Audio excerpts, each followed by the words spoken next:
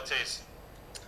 And the way that it sort of panned out, a group of enthusiasts who put together and developed a training course, which is what you're running just now, so a 3-day course on what were felt to be some of the basic skills required for colonoscopy.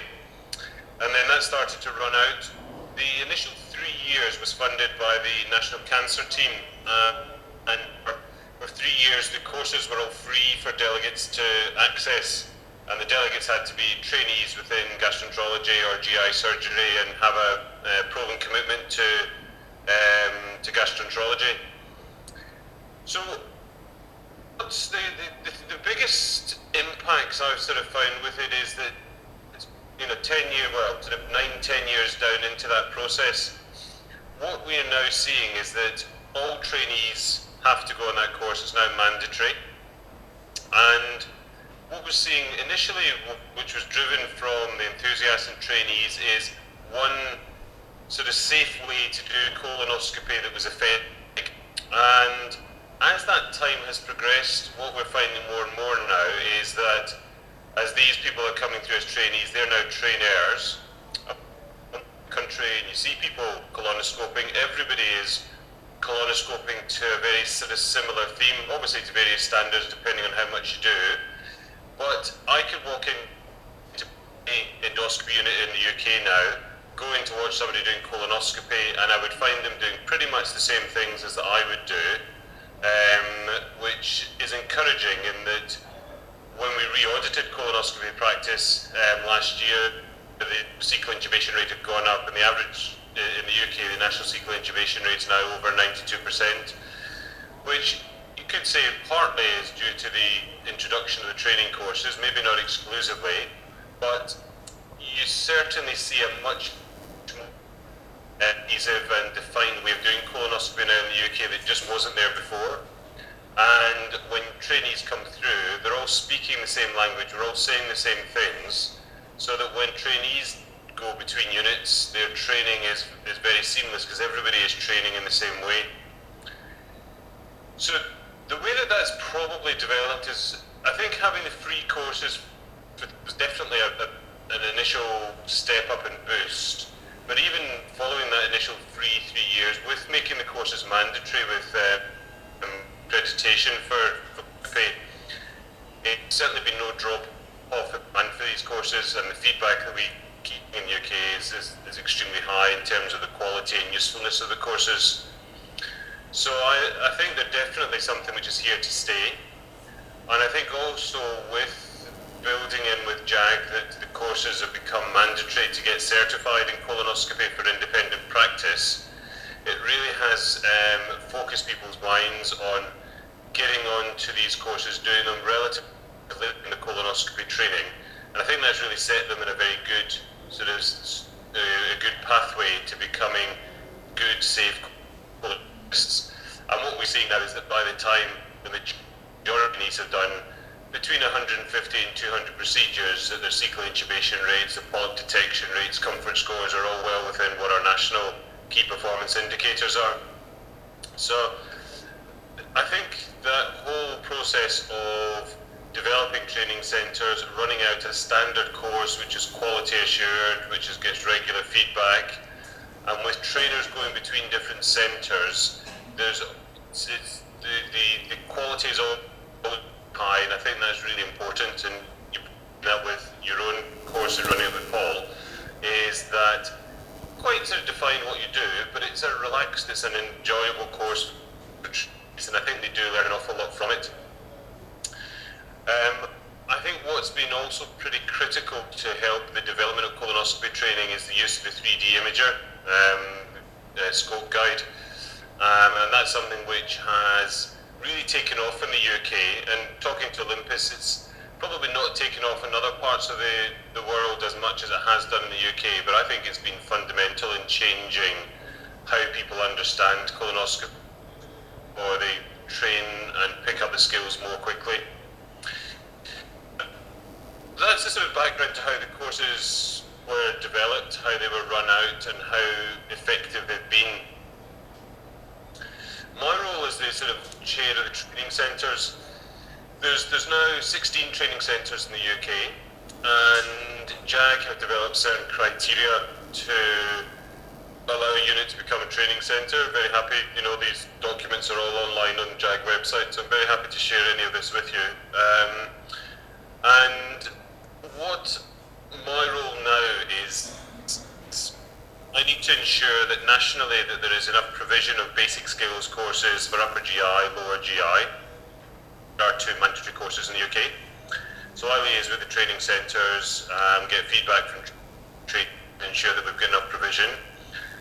That's never really been an issue because these courses generate income and the training centres are all run by enthusiasts, so they all, they don't make a huge amount of money for the centre, but they all pay their way. They're enough to employ staff, administrative staff, etc. So that's never really been too much of a problem. The other things which I think to my role is you need to keep developing it.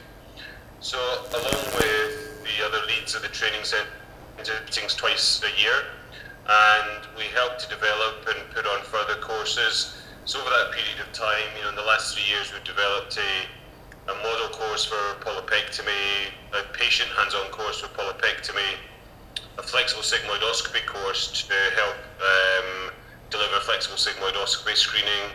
We've also developed courses for training the trainers, which is something Paul may have spoken to. Again, I think have been really quite important in getting the training ethos and how we feel people ought to train in endoscopy, and that's something which has been quite well received, and I think a lot of people who come on that course really get benefit from it as well. So that sort of development of the course has been pretty critical to my role. And the other thing which I think is very useful about having regular meetings between the training centres is you share a lot of good ideas.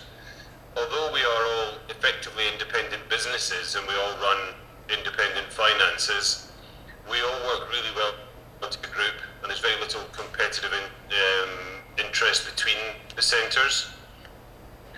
Although it is a bit of a cartel, we've made agreements on what we charge for prices, for costs of the courses, so that there isn't that sort of fighting, over pounds and pence between courses as to who's going to attend which course. And I think that's really important to have a good understanding and relationship with them, because getting all those minds together, a couple of times a year really does generate a lot of good ideas, a lot of progress. And we've now got a whole sort of range of courses again, which I'm happy to share with you with appropriate objectives, feedback, to make sure that they're all quality assured, so that when the training centres are delivering courses, on to ensure that they're going to have a proper course with proper objectives, proper trainers, and we get feedback on those courses as well. So it's really become very institutionalised in the UK. The structure of endoscopy training, the trainees know exactly what's demanded of them, what they need to achieve to become independent practitioners, and certainly by and large within their training scheme, which in the UK is about 5 or 6 years as a specialist, there's certainly been no problems and issues with becoming certified as independent practitioners in certainly upper GI endoscopy and in over that period of time. Thank you very much. Anybody got any questions? We don't have a system. Brian, it's Saad Niaz again. We don't have a system, obviously, as you have in UK, and obviously it's a very unorganized system here. And what we are trying to do is realizing from the audit that took place in UK in early on, which showed the colonoscopy standards were not up to mark. We obviously appreciate that without having that information, but we know that we fall far short of what should be expected of a colonoscopist in Pakistan as well. Our struggle is mainly, and I would like you to tell us or tell us ways to sort of tackle this, is that we don't have any accountability body. So it's kind of an individual thing, and this course that we are organizing in this small unit that we have, fortunately we are the only ones who have scope guide, So we have that, and that is useful, especially for the courses and otherwise as well. But how do we formalize this, that what we are doing here, in terms of certification issued from our own department or what? I mean, that's something that I've discussed with Paul as well. Giving it more weight in terms of what we are trying to do here, and that's what we are struggling with. Just slightly breaking up a little bit there. Paul, could you just clarify what the key points were there? The key point really, Brian, is the question is over in Pakistan there isn't any kind of accreditation for colonoscopists, and how could they regulate that, and how did we overcome it in the UK? So what advice would you give to someone like Saad about this course, accreditation and regulation, that they could actually spread the word nationally? Right, okay. I mean, in the UK, the body which really took this on is something called the JAG, which is the Joint Advisory Group for GI Endoscopy. And they got buy-in from all the key sort of stakeholders, so the British Society of Gastroenterology, the various surgical associations, all the groups who do endoscopy. And it didn't happen overnight. It took quite a lot of time and a lot of negotiation for JAG to become a regulatory body in terms of both accreditation and certification with endoscopy, but also for units to become accredited to perform endoscopy. It took an awful long time from the inception of these courses, which is probably where you're at the moment in Pakistan, to where we've got to in the UK. You're probably looking at about 15, 20 years to get to where we've got to now. And the way that it sort of originated and started off was, in the UK, there was probably about 6 to 12 real enthusiasts in endoscopy training and in colonoscopy. And they set up courses very similar to the course that we now basic skills course, and it was one of these things that slowly just gathered momentum, that people recognized that actually this was a difficult skill, colonoscopy, and going on these courses was helpful. And then as that gradually snowballed, then the JAG got then involved in saying, okay, well, we need to set some criteria for what is appropriate for someone to be an independent practitioner. And those key performance indicators were gradually sort of developed, comfort scores, cecal intubation rate, polyp detection rates, etc. And with that, we were able to build in that it was mandatory for them to come on a basic skills course, so that we could ensure that they'd had appropriate training, not only in some of the skills of colonoscopy, but also some of the basic things like consent, safety, sedation, etc. And that then allowed us to be able to tick the box. I think what was quite key behind to drive that in the UK is that there was a real feeling that because colonoscopy practice and a lot of endoscopy practice was felt to be unregulated and probably that the government, national bodies were very keen to try and ensure that there was a minimum standard that every independent practitioner had got to.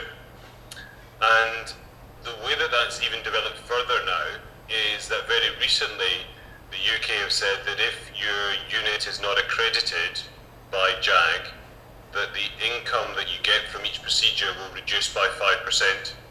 So trusts which aren't engaged in this whole process are going to lose 5% of their endoscopic income.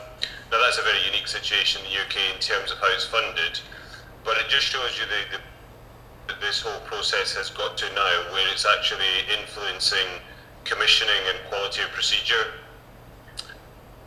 I think it's difficult when you're just starting off on that whole sort of process, and as you say, there's limits within terms of scope guides, and I don't know the situation in Pakistan in terms of if there is an overseeing medical body that would be appropriate people to approach in this to try and get some support, but I certainly would feel that if this was some to deliver regionally or nationally, you probably do need to try and get some buy-in and support, not necessarily making any mandates at this stage, but getting on board, yes, this is a good idea, this is something we'd like to develop with you.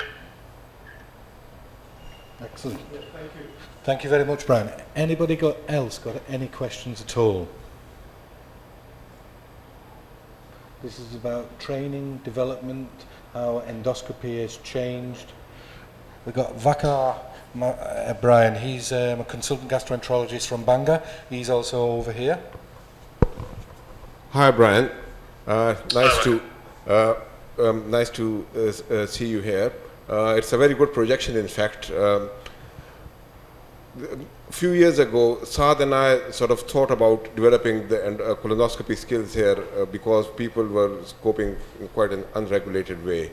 And at the time, I sought advice from my main mentor, who was Tony Morris, because I had worked with him as a registrar and then worked as a faculty with him many moons ago at the Royal Liverpool Hospital. And I thought that initially we started off at a grassroots level. We'll start off the colonoscopy training here in Pakistan. And fortunately, I met Paul, and he's been an absolute asset in this. He's done a sterling job with us. Our main aim is to kick off so that at least there is an awareness created in Pakistan about the importance of acquiring skills. But certainly at some stage, we would require your guidance in developing more regulatory sort of statutes to see if we can then link up with some government body. I think one of the main steering committee for this, our overseeing body, is the Pakistan Society of Gastroenterology and the Pakistan Medical and Dental Council. But initially we thought at grassroots level, if we target the trainees and create a sense of awareness in them about safe endoscopy practices, and then from then move onwards on to more formalized training system for the thing. In that respect, I think we'll certainly need your guidance, and as we are both based in the UK, it might be a good opportunity to meet up sometime, Paul and myself, so that we can promote that. Thanks.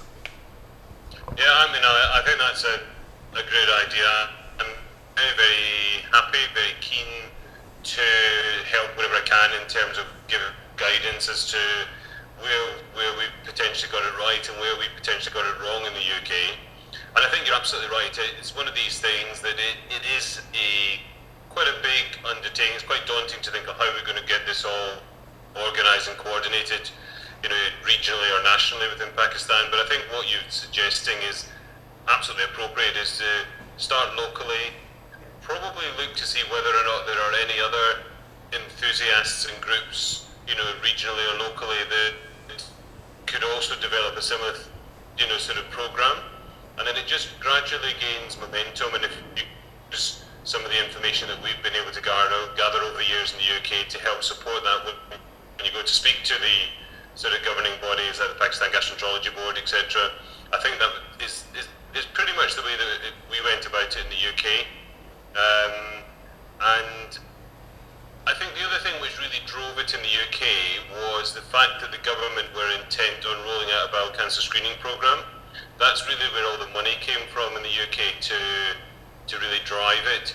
And I don't know obviously what the situation is within Pakistan as to whether or not there are any national initiatives with regards to endoscopy or to rolling out that might be worth engaging with those departmental bodies to try and support you in developing it.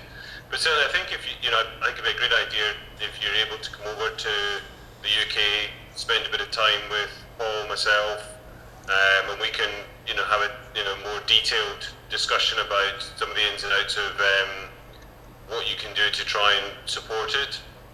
And I'm sure Paul has probably shown you, but if not, looking through some of the information and documentation which is on the JAG website and our JAG endoscopy system, or JETS, is quite a useful place to start to at some of the performance indicators, how we monitor, how we regulate the trainees. I don't know whether or not, Paul, you've had a chance to demonstrate some of that to the guys. Yes, I have, and there's a very good doctor here who's very keen into IT, and he's looking into duplicating some of the software that's on there and looking at how we can actually formulate some kind of a development tool and assessment tool for the trainees themselves? Yeah, I mean, I know that, I'm not aware of any in the world which has got such a, sort of integrated system as that. And I know that in Canada and in Australia, they've been very keen and they've bought some of the intellectual rights to JET so that they've been able to develop it and run it out, with the adjustments that they need nationally over there. So it's something which, on the commercial demand, that JAG would certainly be able to engage with in terms of how it's developed. And I was involved very much with Paul Dunkley in the JETS program and putting that together and rolling it out nationally. So again, that's something that I'd be quite happy to discuss and advise on. Thank you. I've just got one more question from Saad. I know you've got to go shortly, but I'll just hand over to Saad. Yeah, it's more of just something to inform you. This is, as you're aware, this is our second course, Brian, and what we've done is, so far we've selected candidates from different parts of the country. So we've not restricted it to just our city, which is the largest city in the country. Even in this course, we have representation from north of Pakistan, etc. We are very particular to bring candidates from different parts, so that at least one of the things that you pointed out, that the message should go out to different units that we have started this thing and this is the way forward. And we thought one of the things we could do is, if we bring people from other units from different parts of the country, we would at least be able to tell them that there's some activity that's been started towards in the right direction, and hopefully if we can create more centers, because we are the only one in the country who's doing it. I was told we are the only one outside UK who are doing such a course. You probably would know better. And so that was one of the things we wanted to do to start with, to make people realize that gone are the days when colonoscopy should have been done the way it was done in the past. It is more structured and it should be proper. You should go through proper training, and that makes a difference in your practice. And hopefully the candidates, we are hoping, would go out as our ambassadors to go and tell their own units that, look, this is the way things should be. And as I don't know if you're aware or not, but this course that we are running is actually in collaboration with Pakistan Society of Gastroenterology, and I'm very actively involved in the society. The only problem is the society does not itself have, as yet have any regulatory authority, you see. But like you said, I think once we can do a few of these and get some more colleagues on board, maybe we can then approach through our society the government, and we'll obviously come over to UK. I'm planning to come this summer. So if I'm there and if you're there as well, I certainly would try and tag up with Paul and Vakar there. And if we can have some time from you, that would be really great. Thank you so much once again for taking time out at kind of an odd hour when you're almost ready to go to work. That's all right, it's a pleasure. One of the other things which I would be very happy to coordinate if there was a demand for it is, if there is a group of individuals who you're aware of that are enthusiasts with this and you want to roll out and develop it, one of the things that we found very helpful to get some consistency between the courses was to get the faculty to go on the training colonoscopy trainer. It was a really useful for all the key trainers to get together, discuss how best should we deliver training, and then that rolled out and then became a course essentially. If there was a group of you, we would be happy to put on a training colonoscopy trainers course for a group of you coming over, and potentially then link that into a basic skills course, so you can see some of those skills that we train then being translated into action. And it's, if there was a group of you, I think it would potentially be a good way to sort of kickstart the training style and the uniformity of training that we have been able to develop and deliver in the UK. So again, that offer would be there for something to think about. And if it was something you'd be interested in, then all we need to do is just let Paul and myself know. We can try and coordinate that for you. That will be super. I think that will be a big step towards having more courses like this in the country. At the moment, we are down south. We have It's a 200 million people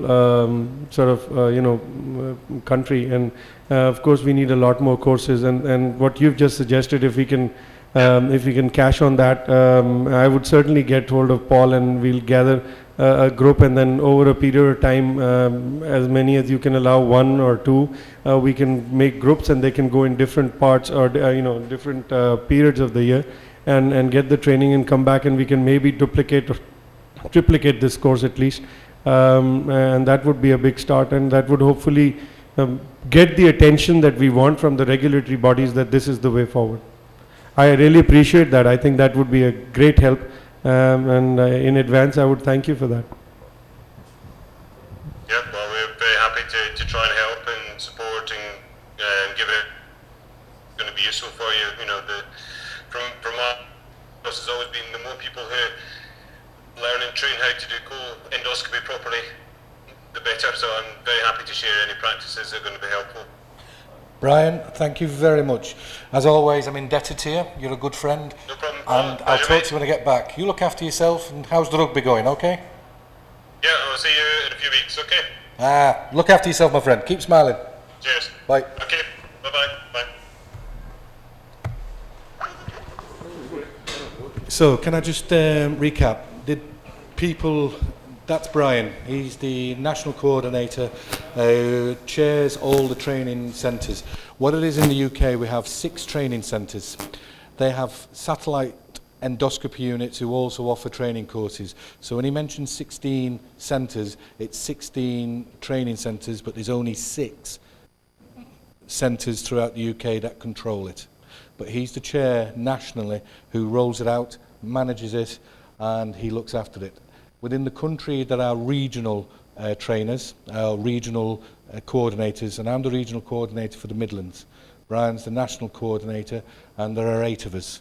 So we meet regularly, and we discuss how the progress is going on, and how training and development is required, and how it's relatively fluid, and we look at how things should be changed and adapted.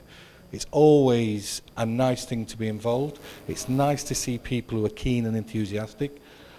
What I want you to see up there, you've got Saad Niaz over here. He's a chap who's similar age to me, and he's still keen and enthusiastic. You've got Vakar over here, you know, slightly older than ourselves, and he's still keen and enthusiastic. We've got these young, enthusiastic individuals at the front. We've got Brian, he's still keen and enthusiastic. The guys he's mentioned, Paul Dunkley, all of these chaps, they're friends of mine, and they would be more than happy to help promote what's happening over in Pakistan. And that's something that you need to think of. I know we've had a little bit of a slow morning. I was a bit anxious that this was to work right. I'm very pleased that it's worked. And now you've had a formal offer to Pakistan from the national lead in the UK. And it's the UK, not England.